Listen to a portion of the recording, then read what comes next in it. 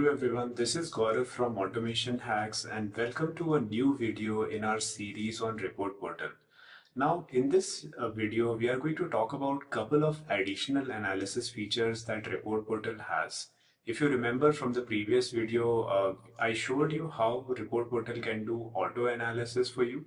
So essentially, if you put some manual analysis and tag a given failing test as a product bug, automation bug, or whatever, and you rerun your tests again, it fails with the same reason, then it's also able to kind of give you that signal, right? That this is already auto-analyzed and you don't need to spend that much time. So if you just to jog your memory again, we can come to identity test and you can see that you see this auto analysis wherein like it sort of tags your bug automatically, right?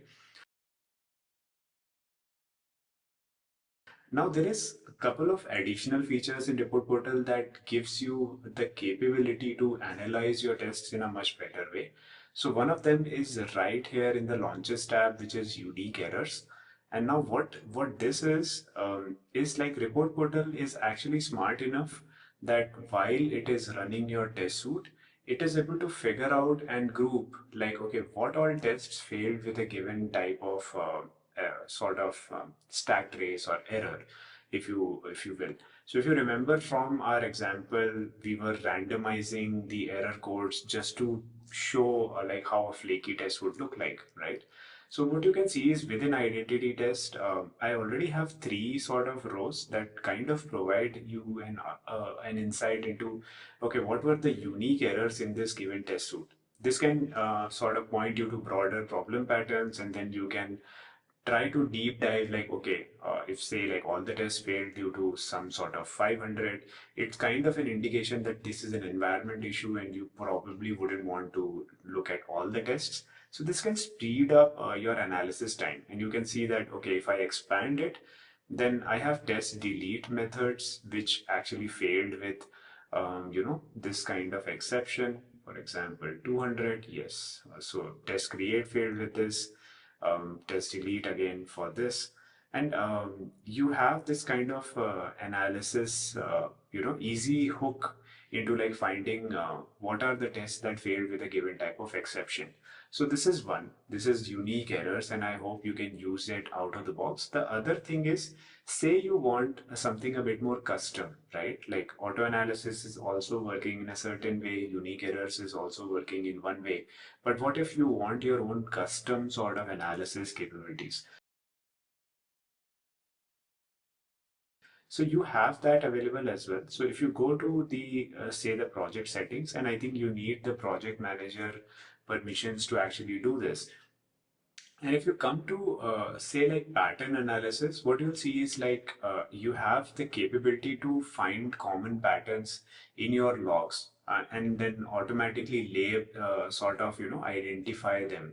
So this is very much like you define a sort of search criteria, and then like report portal will actually run that against all your failing tests and then will tag them with what you want. So now I have auto pattern analysis enabled. So any new launch will automatically get this. And what you'll see is I have two custom patterns. So let me show you how it is. So here, currently, like I say, expected 200, but was 201 is one pattern name. Now, how do you create a pattern, right? So say like I want, let's take an example. So I go to launches and I have say identity tests, and say I want to basically figure out all the tests that actually failed with this 401 but was 204, right? So how do I do that? Come to pattern analysis, create a pattern, and yeah, so there are a couple of options. I can either do a string or I can do a regex. Usually it's recommended to go for string because regex will have a sort of cost in looking at the entire set of logs. It will be slower. A string match might actually be faster. So I'll say like, yeah, I'll just give it pretty much the same name. And this is my string. It is going to make sure that it searches for the string in all the tests and gives me that sort of auto analysis done. So I'll say, yeah, I want this to be active. and now this rule is done. Also, if I want to say like have a regex, I can do that as well. So here, this is an example of a regex where I'm like checking just a more broader kind of failure, like it will match any kind of status codes. So you have two options, and now given that this is enabled, let me just run the test suite again, and we can see like if we get some signal. So I'm running the identity suite again here by just using the command from the readme.md file. It's going to run my tests. Okay, predictably some of them failed because of the flakiness that we introduced. And now let's come to our launches. You can see this is the run that just was concluded. Here 10 passed and 4 failed.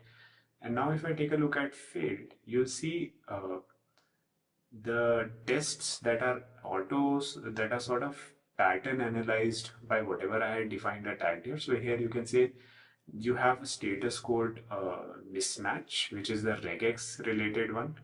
All right, so it basically is able to match any of these patterns. I've configured it that way. But you can see this is the other one where we were searching for expected 401 but was 204. And so you get a very clear sort of analysis onto your failed tests very quickly. And this is like extremely useful. This can help you identify the common problem patterns and then very easily like identify, hey, this test actually failed due to that, right? So this is like another tool in your analysis tool belt. You have three options.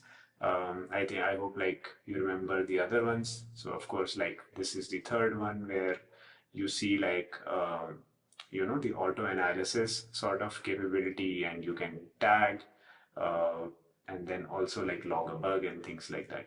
So yeah, I hope like this was useful. This gives you a flavor of how Report Portal can help you with actual analysis of your broken or flaky tests. If you like this video, give it a like. If you learned something new, give the channel a sub. Every sub and like does motivate me to put out more content for you. If you have thoughts or questions, feel free to drop them in the comments. I promise I read them all and I'll get back to you as soon as possible. And that's it for this video. I'll see you in the next one.